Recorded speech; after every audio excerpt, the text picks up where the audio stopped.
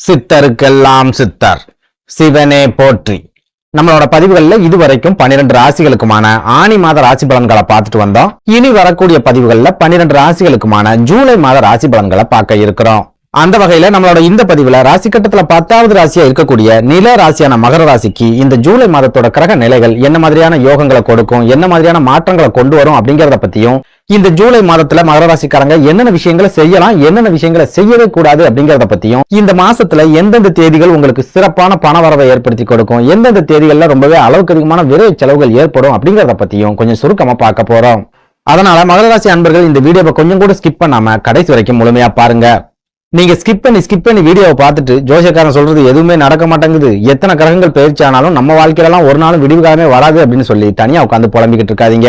எதனால இப்படி சொல்றேன் அப்படின்னா, நீங்க வீடியோவை முழுமையா பார்த்தா மட்டும்தான் இந்த வீடியோல நான் என்ன சொல்லியிருக்கேன் அப்படிங்கிறது உங்களுக்கு புரியும். அப்படி புரிஞ்சுக்கிட்டு அதுக்கு தகுந்த மாதிரி உங்க வாழ்க்கையில ஒரு சில மாற்றங்கள் நீங்க செஞ்சுக்கிட்டீங்க அப்படின்னா கிரகங்களோட பயிற்சியால உங்களுக்கு வரக்கூடிய ஒரு சில ஆபத்துக்கள்ல இருந்து உங்களால தப்பிச்சுக்க முடியும்.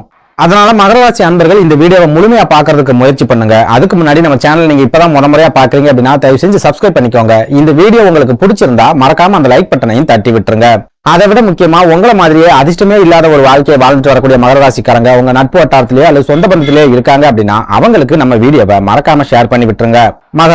மகர ராசியை பொறுத்த வரைக்கும் தற்சமயம் நீங்க 7 சனியோட ஆதிக்கத்துல இருக்கீங்க. அதுலயும் முக்கியமா 7 சனியோட கடைசி கட்டமான பாத சனியோட ஆதிக்கத்துல இருக்கீங்க.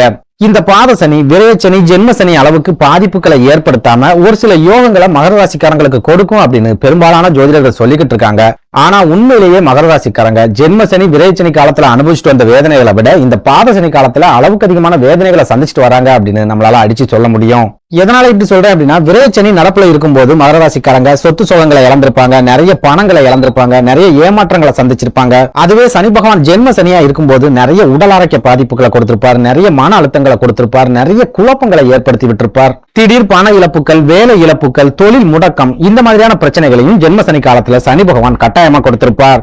அதே நேரம் இந்த பாத சனி காலத்துல நான் இவ்வளவு நேரம் சொல்லிக்கிட்டு இருந்த எல்லா பாதிப்புகளையும் ஒட்டு மொத்தமா மகர ராசிக்காரங்க சந்திச்சுட்டு வராங்க அப்படின்னு சொல்லலாம். குறிப்பிட்டு சொல்லணும் அப்படின்னா, இவங்களோட உடல் ஆரோக்கியத்துல எந்த விதமான முன்னேற்றங்களும் இந்த பாத சனி காலத்துல கிடைச்சிருக்காது. உடல் ஆரோக்கியம் மேலும் மேலும் மோசமாகிக்கிட்டே தான் போயிருக்கும். உடல் ஆரோக்கியம் சம்பந்தமான செலவுகள் அப்படிங்கிறது 2 மடங்கா அதிகரிச்சிருக்கும். குடும்ப வாழ்க்கையில நிறைய பிரச்சனைகள், போராட்டங்கள், சண்டை சச்சரவுகள் அப்படிங்கிறது கண்டிப்பா ஏற்பட்டிருக்கும். ஒரு சிலர் குடும்பத்தை பிரிஞ்சு வாழக்கூடிய ஒரு சூழலையும் சந்திச்சிருப்பாங்க. குடும்பத்துல இருக்கிறவங்க யாருமே இவங்களுக்கு ஆதரவா இருக்க மாட்டாங்க, யாருமே இவங்களை புரிஞ்சுக்க மாட்டாங்க.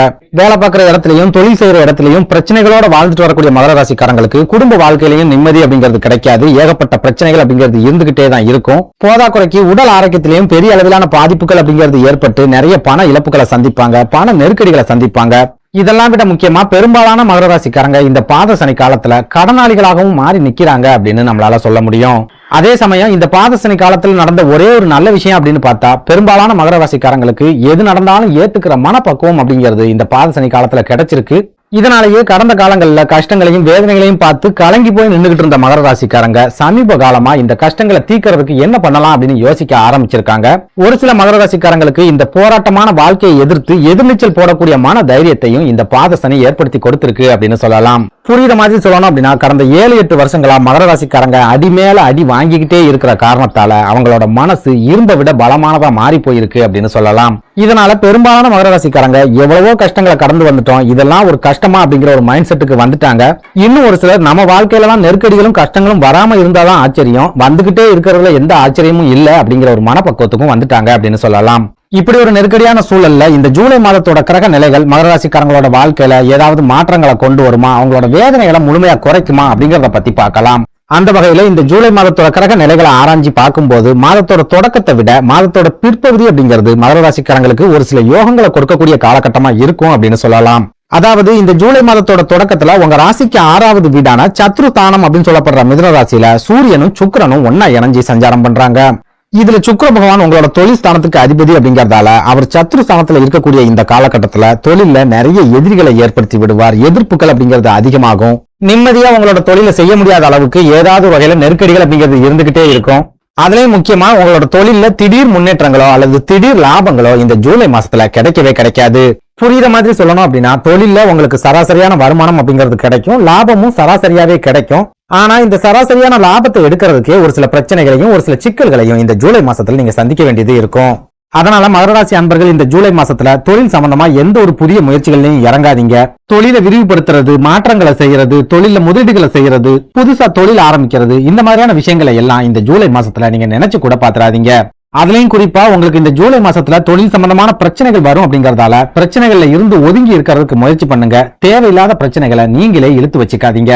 அடுத்ததா உத்தியோகத்துல இருக்கிற மகர ராசிக்காரங்களை எடுத்துக்கிட்டோம் அப்படின்னாலும் இந்த ஜூலை மாதத்தோட தொடக்கத்துல வேலை பார்க்குற இடத்துல ஒரு சில நெருக்கடிகள் அப்படிங்கிறது கண்டிப்பா இருக்கும். நீங்க வருத்தப்படுற மாதிரியும் உங்க மனசு காயப்படுற மாதிரியும் ஒரு சில விரும்பத்தகாத சம்பவங்கள் அப்படிங்கிறது வேலை பார்க்குற இடத்துல நடக்கும். ஒரு சில மகர ராசிக்காரங்களுக்கு மேல் அதிகாரிகள் மூலமாவே நெருக்கடிகளும் மன அழுத்தங்களும் அதிகரிக்கக்கூடிய ஒரு மாதமா இந்த ஜூலை மாதம் இருக்கும் அப்படின்னு சொல்லலாம். அதனால உத்தியோகத்துல இருக்கிற மகர ராசிக்காரங்களும் இந்த ஜூலை மாதத்தோட முதல் 15 நாட்கள்ல ரொம்ப எச்சரிக்கையா இருங்க, கவனமா இருங்க. உங்க கூட வேலை பார்க்கறவங்களை அனுசரிச்சு போக பழகிக்கோங்க. தேவையில்லாத சண்டை சச்சரவுகள்ல உங்க தலையை கொண்டு கொடுக்காதீங்க. இதெல்லாம் விட முக்கியமா வேலை செய்யற இடங்கள்ல நீங்க ஒரு சில விபத்துக்களை சந்திக்கிறதுக்கு கூட அதிகமான வாய்ப்புகள் இருக்குது அப்படிங்கறதால நீங்க ரொம்பவே பாதுகாப்பாவும் எச்சரிக்கையாவும் இருக்க வேண்டிய ஒரு காலகட்டமாவும் இந்த ஜூலை மாதம் இருக்கும் அப்படின்னு சொல்லலாம். அதே நேரம் இந்த ஜூலை 8ஆம் தேதிக்கு அப்புறமா சுக்கிர பகவான் சத்ருஸ்தானம் அப்படின்னு சொல்லப்படுற மிதுன ராசியில இருந்து கலத்திரஸ்தானம் அப்படின்னு சொல்லப்படுற கடகராசிக்கு பயிற்சி ஆகும்போது உங்க வாழ்க்கையில நீங்க இது நாள் வரைக்கும் சந்திச்சுட்டு வரக்கூடிய நெருக்கடிகள்ல இருந்து ஓரளவுக்கு உங்களுக்கு விடுதலை அப்படிங்கிறது கிடைக்க ஆரம்பிக்கும். ஒரு ரிலீஃப் அப்படிங்கிறது கிடைக்க ஆரம்பிக்கும். தொழில்ல பெரிய அளவுக்கு லாபங்கள் கிடைக்கல அப்படின்னாலும் உங்க வாழ்க்கை துணையோட ஆதரவு அப்படிங்கிறது தொழில் ரீதியா கிடைக்க ஆரம்பிக்கும். ஒரு சிலருக்கு வாழ்க்கை துணையோட உதவிகள் அப்படிங்கிறது கிடைக்க ஆரம்பிக்கும். வேலை பார்க்குற இடத்துல உங்களோட தகுதிக்கும் திறமைக்கும் சரியான அங்கீகாரம் அப்படிங்கிறது மாதத்தோட பிற்பகுதியில இருந்து கிடைக்க ஆரம்பிக்கும். உங்க மேல் அதிகாரி ஓரளவு உங்களை புரிஞ்சுக்க ஆரம்பிப்பாங்க. அதே நேரம் கூட வேலை பார்க்கறவங்க உங்களுக்கு குழி பறிச்சுக்கிட்டே இருப்பாங்க அப்படிங்கறதால அவங்க கிட்ட ரொம்பவே எச்சரிக்கையாவும் ஜாக்கிரதையாவும் இருக்கிறதுக்கு முயற்சி பண்ணுங்க. இன்னும் சொல்ல போனா உங்களோட ரகசியங்களை எந்த காரணத்தை கொண்டும் கூட வேலை பார்க்கறவங்க கிட்ட பகிர்ந்துக்காதீங்க. பணம் சம்பந்தமான பொறுப்புகளை அவங்களை நம்பி எந்த ஒரு சூழல்லையும் ஒப்படைக்காதீங்க. அடுத்ததா மகர ராசிக்காரங்களோட உடல் ஆரோக்கியத்தை பொறுத்த வரைக்கும் சனி பகவான் இந்த ஜூலை மாசத்துல வக்ர நிலையிலேயே இருந்தாலும் உடல் ஆரோக்கியத்துல கண்டிப்பா சின்ன சின்ன பாதிப்புகள், சின்ன சின்ன பின்னடைவுகள் அப்படிங்கிறது இருக்கத்தான் செய்யும். நரம்பு சம்பந்தமான பிரச்சனைகள், வயிறு சம்பந்தமான பிரச்சனைகள், மூட்டுக்கள் அல்லது கால்களில் ஏற்படக்கூடிய பிரச்சனைகள் அப்படின்னு ஒரு சில பிரச்சனைகளோடய நீங்க வாழக்கூடிய ஒரு மாதமாகவும் இந்த ஜூலை மாதம் இருக்கும் அப்படின்னு சொல்லலாம். அதனால இந்த ஜூலை மாசத்துலயும் எப்பவும் போல உங்களோட உடல் ஆரோக்கியத்துல கொஞ்சம் அதிகபட்ச கவனத்தை செலுத்திட்டு வாங்க. அதுலயும் முக்கியமா நீங்க தடுக்கி விழுறதுக்கும் வலிக்கு விழுறதுக்கும் அது மூலமா கால்கள்ல அடிபடுறதுக்கும் அதிகமான வாய்ப்புகள் இருக்கு அப்படிங்கறதால ரொம்ப கவனமா இருங்க, எச்சரிக்கையா இருங்க. குறிப்பா நீங்க 50 வயசுக்கு மேல உள்ளவங்களா இருக்கீங்க அப்படின்னா நீங்க பாத்ரூம்ல வலிக்கு விழுறதுக்கும் வாகனங்கள்ல போகும்போது விபத்துக்களை சந்திக்கிறதுக்கும் அதிகமான வாய்ப்புகள் அப்படிங்கிறது இருக்குது.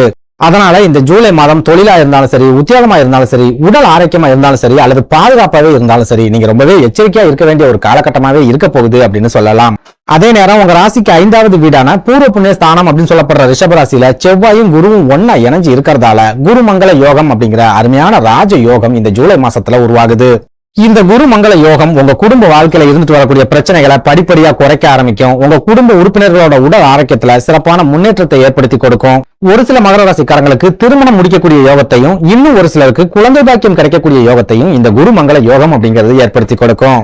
சுருக்கமா சொல்லணும் அப்படின்னா இந்த ஜூலை மாதத்துல நீங்க எதிர்பார்ப்புகள் இல்லாம வாழ பழகிட்டீங்க அப்படின்னாலே உங்களுக்கு ஏமாற்றங்களை கொடுக்காத ஒரு மாதமா இந்த ஜூலை மாதம் கடந்து போகும் அப்படின்னு சொல்லலாம்.